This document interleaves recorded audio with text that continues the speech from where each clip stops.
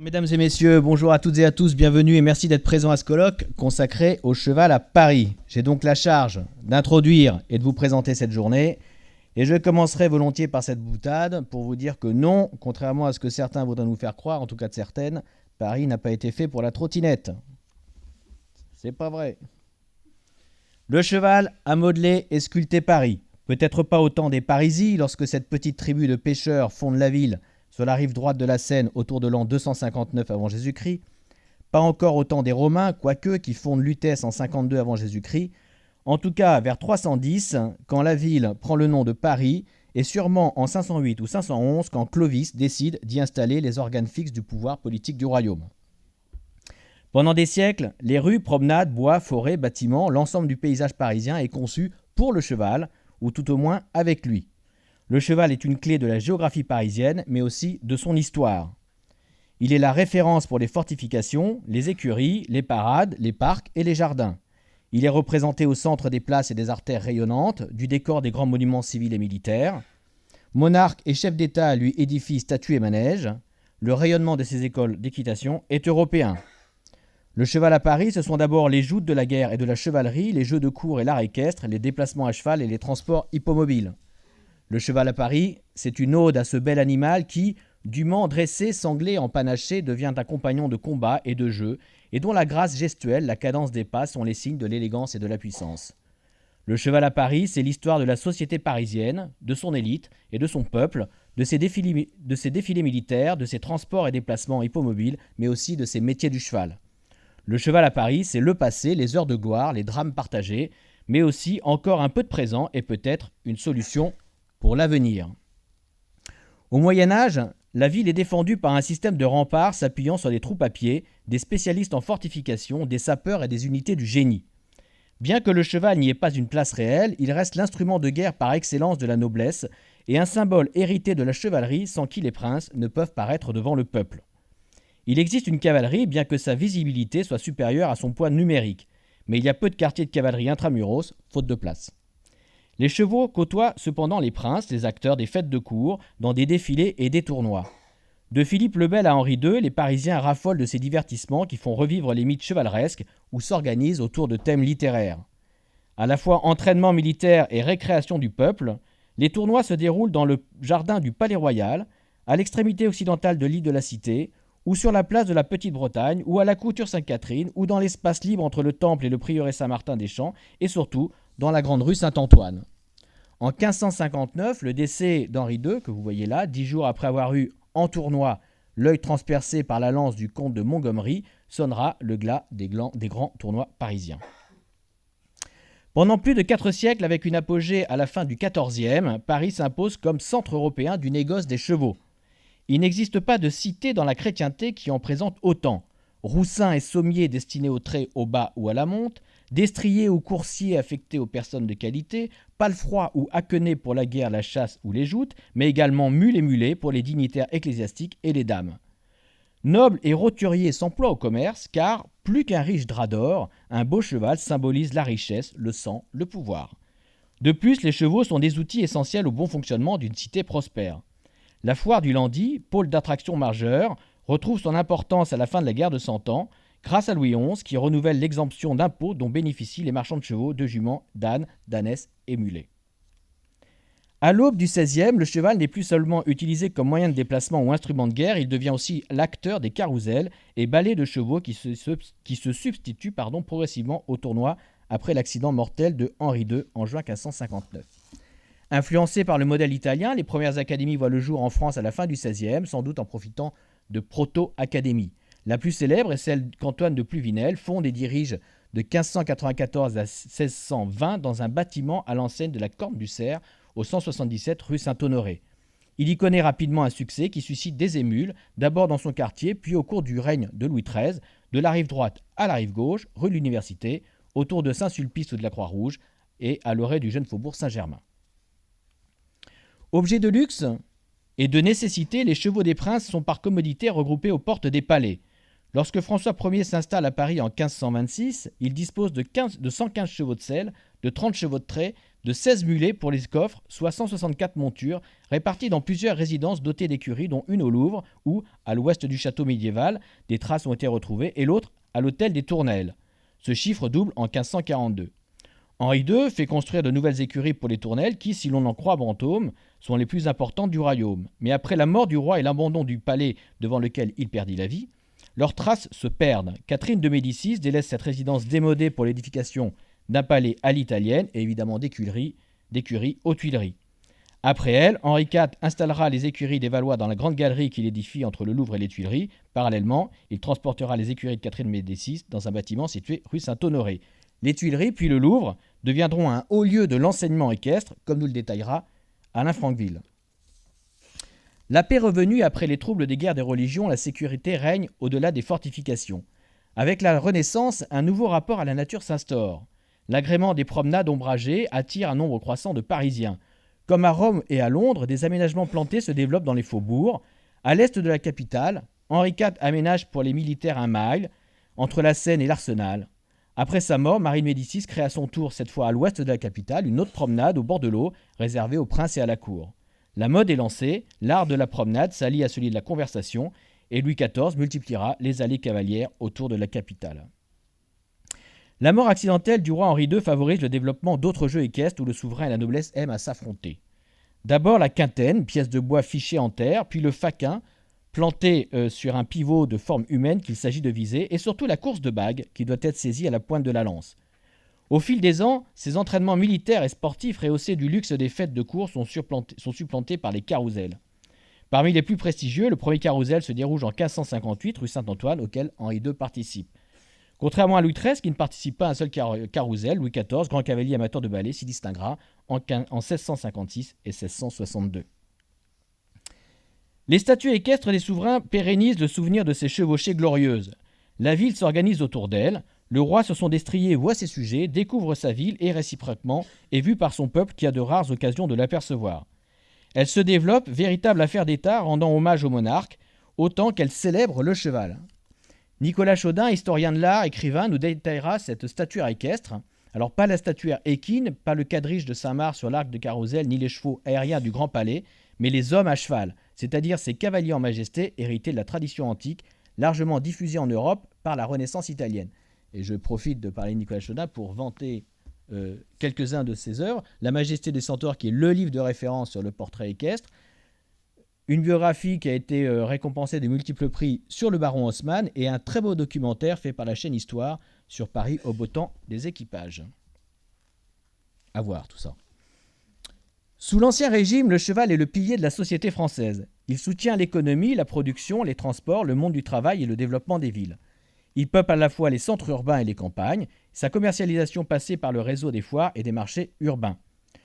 Au XVIIIe, la capitale consomme, pardon de cette expression mais c'est quand même la meilleure, consomme une grande quantité de chevaux pour répondre à la forte croissance de sa population et de ses échanges. Le nombre de chevaux se multiplie, avec eux les écuries, mais aussi les voitures, les remises associées, les selleries, les besoins en fourrage et en personnel, etc. Ce qui n'est pas sans poser des problèmes, comme nous le détaillera Guillaume Fontenelle, dont je recommande là aussi 2 ouvrages, très pédagogiques et très complets sur le sujet. Le paysage parisien se transforme avec l'apparition des voitures au milieu du XVIe. Lorsque Catherine de Médicis s'installe à Paris, elle découvre que la reine ne possède que 2 chariots branlants, alors qu'en Italie, l'usage en est répandu depuis longtemps. Sitôt introduite par la régente, la vogue des voitures se répand à une vertigineuse rapidité. Vitrines dominant la foule des piétons anonymes, sorte de scène mobile, de trône roulant, le carrosse affirme la puissance de celui qui le possède. En quelques années, Paris en est envahi. L'urbanisme s'avère vite dépassé.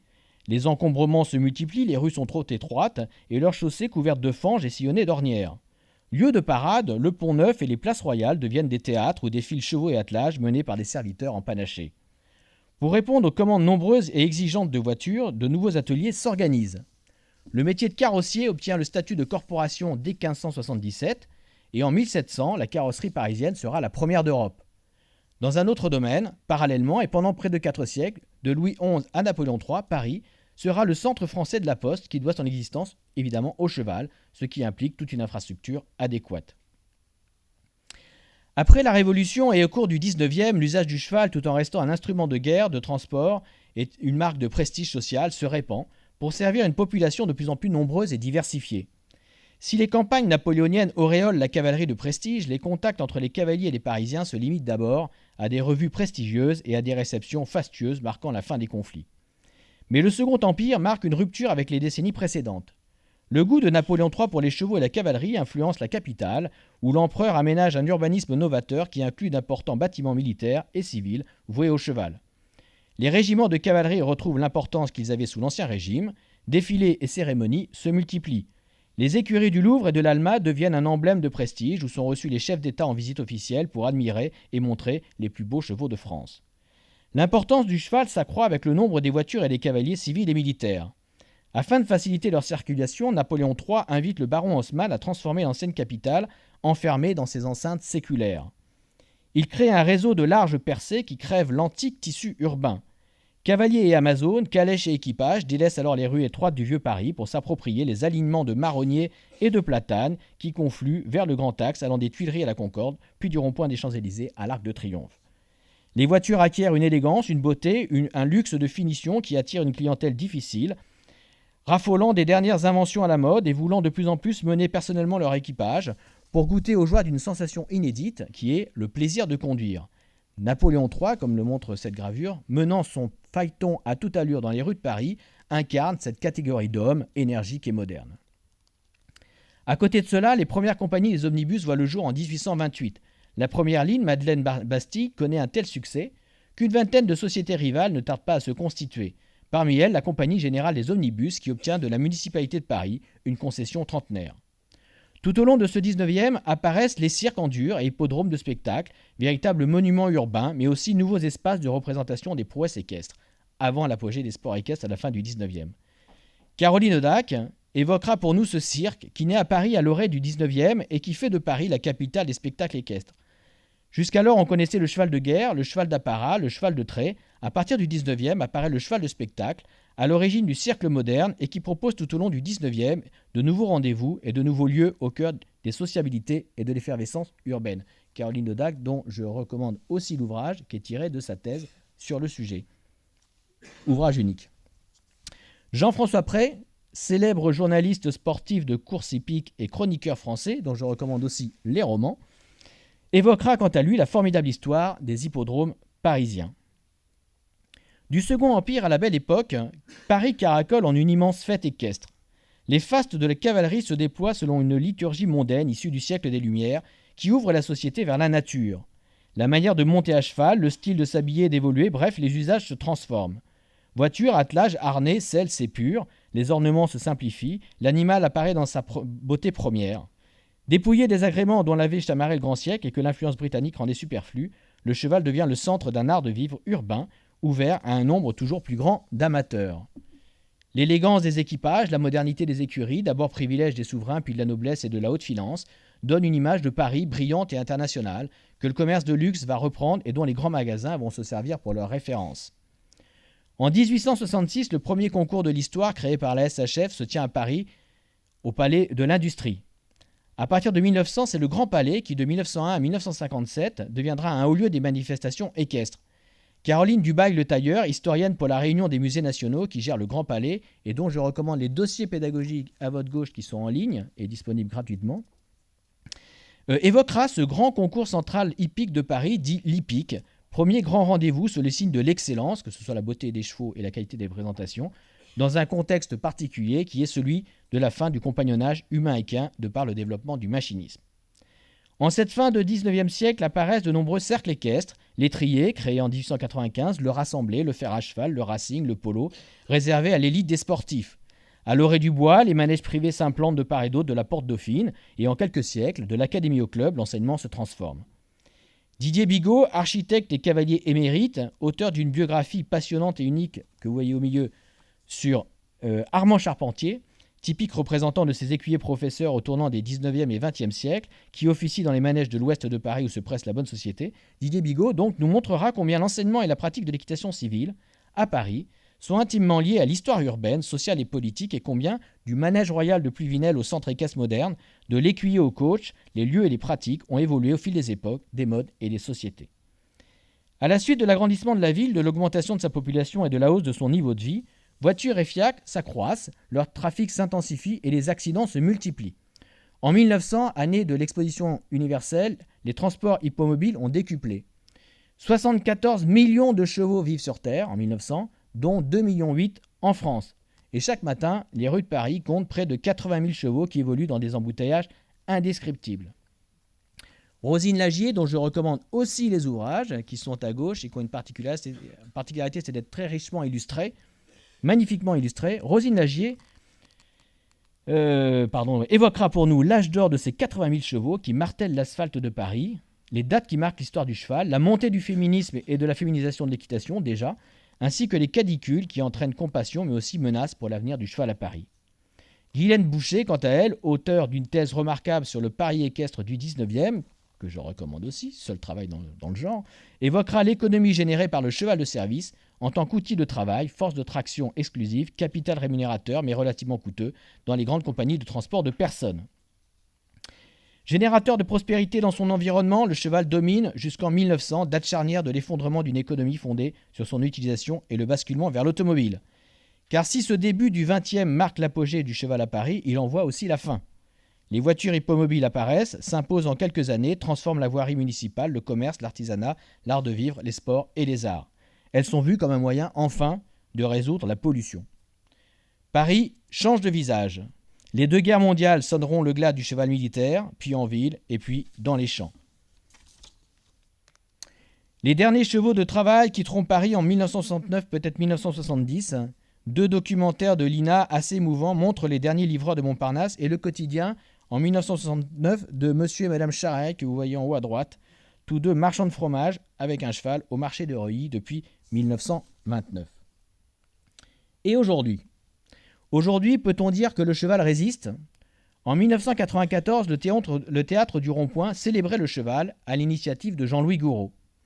En 1999, le même Jean-Louis Gouraud proposait à la mairie de Paris la création d'une maison du cheval dans les anciens bureaux des abattoirs de Vaugirard dans le parc Georges Brassens.